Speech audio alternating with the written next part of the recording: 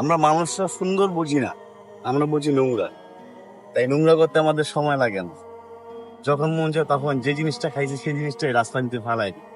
সেটার প্রমাণ হলো যে এটা একটা ভালো জায়গা, ঘোরার জায়গা, ময়লা ফালানো দরকার। একটা নির্দিষ্ট জায়গায় ফালান, বক্স না পাইলে একটা জায়গা ফালান যেখানে যে পরিচ্ছন্ন কর্মীরা ময়লাটা নিয়ে যেতে পারে। শুধু আপনাদেরকেই বলছি, সুন্দর পরিবেশটা করুন, দেশটা এমনি সুন্দর হয়ে যাবে।